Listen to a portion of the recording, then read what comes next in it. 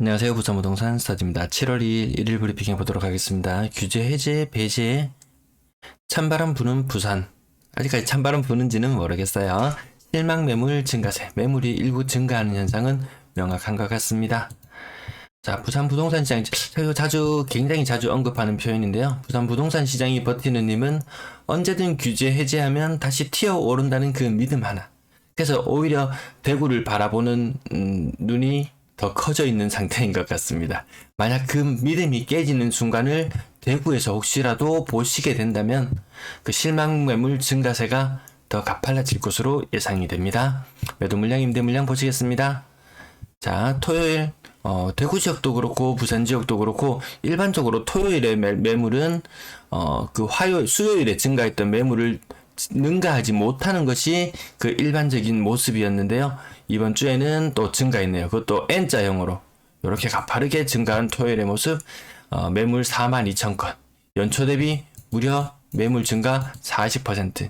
근데 아직까지 규제 해제에 대한 기대감, 이제 대구 해줬으니까 다음엔 부산에 해줄 거야 라는 기대감, 그 기대감을 안고 매물 증가세가 주춤할래나? 아마 더 늘어날 걸로 보입니다. 만약 대구가 여기서 가격 폭발적으로, 과거에 부산이 그러했던 것처럼 폭발적인 가격 상승이 일어나지 않는다면 그 실망감은 굉장히 커질 것으로 보여집니다. 전세 매물 가파르게 증가했죠. N자 모양으로 가파르게 이렇게 증가해서 올라갔습니다.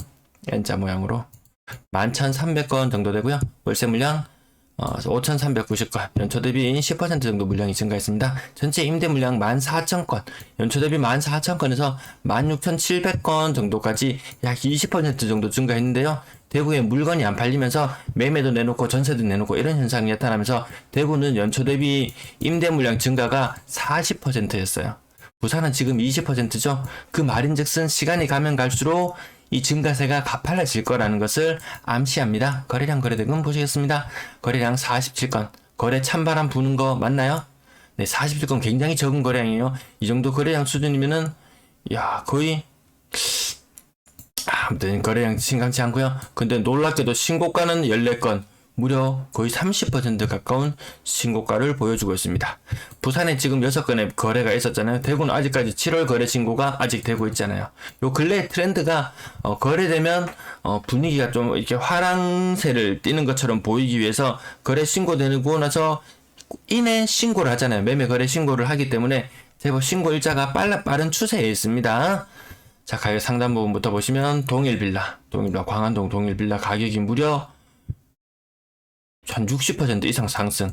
이런 모습이 부산이 과거에 보여줬던 그런 모습들이었잖아요. 근래 힘을 많이 잃긴 했지만 정관협성 르네상스타운 103제곱미터네요. 요건 103제곱미터 한 39평형 정도, 39평형 정도 되는 곳 가격 무려 한 18%? 네, 한 18% 정도 상승했고요.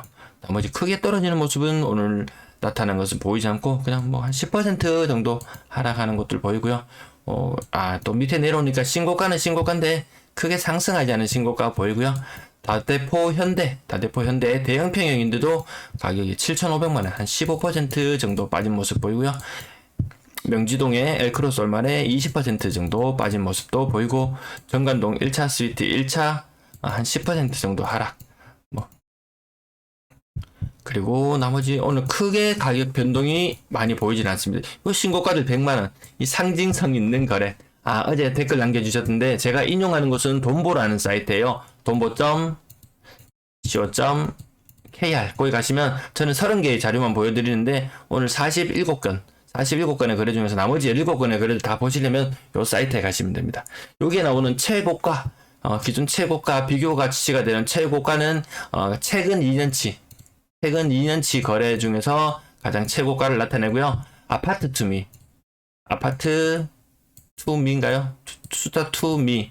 투미라는 사이트, 실거래 분석가 이렇게 검색하셔서 들어가시면은 그것은 전체 지금까지 있었던 역대 거래 중에서 가장 최고가를 기반으로 만들어진 자료라는 것 이해해 주시면 되겠습니다. 쌍용 스위다놈 20% 정도 하락한 거래, 나머지 10%, 15% 하락한 거래, 상징적으로 신고가가 나온다는 게 의미가 있습니다. 어제는 대구의 신고가가 0건인 날이 나오기도 해요. 부산 20% 신고가는 아마 무너져 내린 것 같은데 어쨌든 신고가 지속적으로 나와주고 있고요.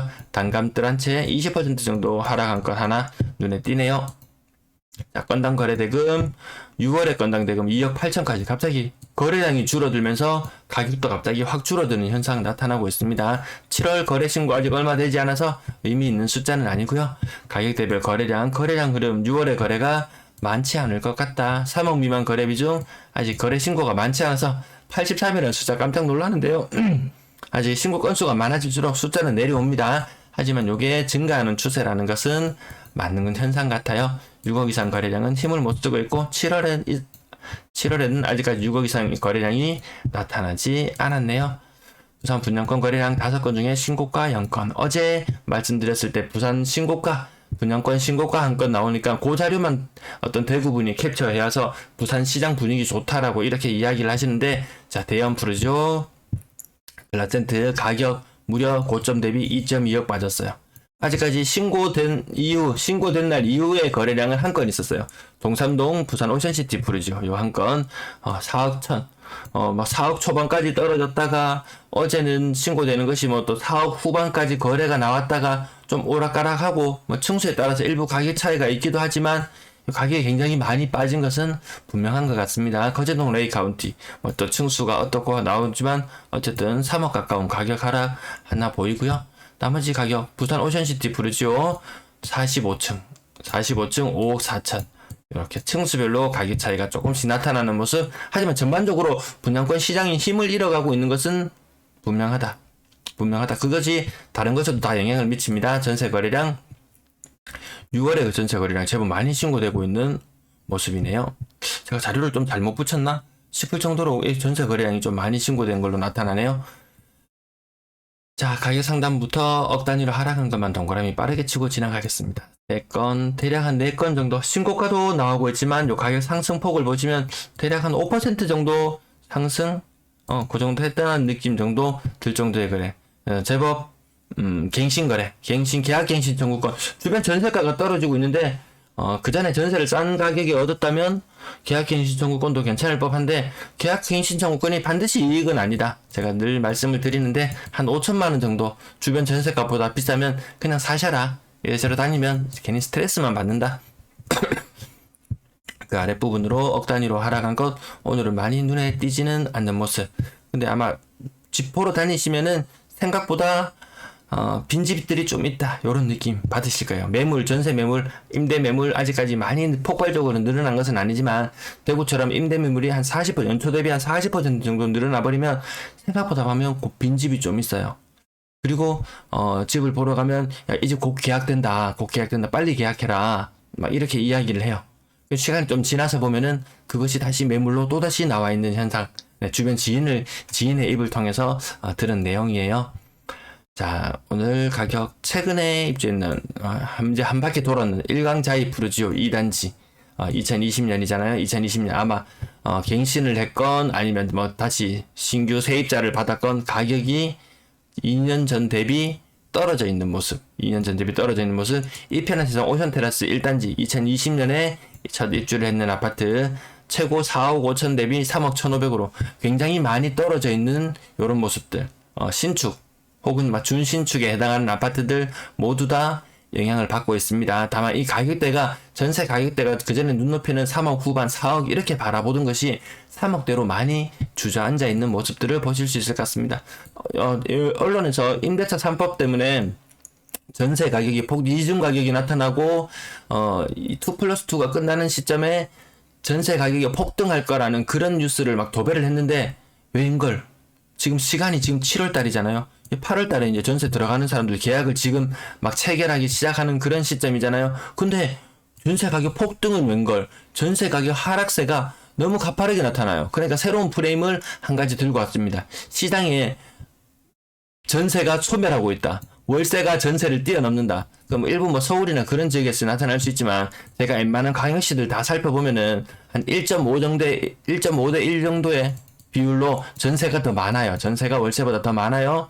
그리고 전세에 포함해서 준전세까지 준전세, 거의 전세나 다름없는 이 준전세, 보증금 2억에 월세 한 10만원 정도, 요 정도 형식상의 월세에 해당하는 준전세까지 포함하면 비율이 한 1.8대 1 정도로, 사실상 전세가 한 두 건, 거의 두 건 거래될 때 월세가 한 건 거래되는 게 일반적인 광역시의 모습이에요. 임대차 시장 큰 혼란 없어요. 자, 전세 거래량 좀 주춤해지는 모습이고요. 가격대 3억 미만 비중이 높아지면서 4억 이상 거래량은 줄어들고요.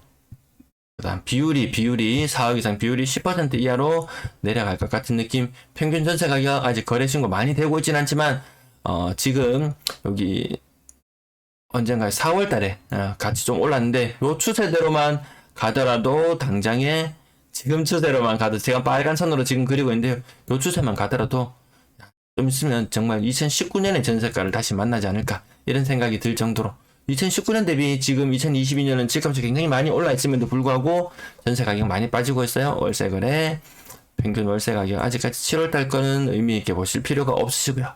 월 임대 거래량 제가 뭔가 표를 만드는 과정에서 살짝 착오가 있었는지 벌써 2,600건의 임대 거래가 이루어졌다. 제가 다시 한번 찾아보고 오류가 있으면 다음에 다시 말씀드릴게요. 즐거운 주말 보내세요. 시청 감사합니다.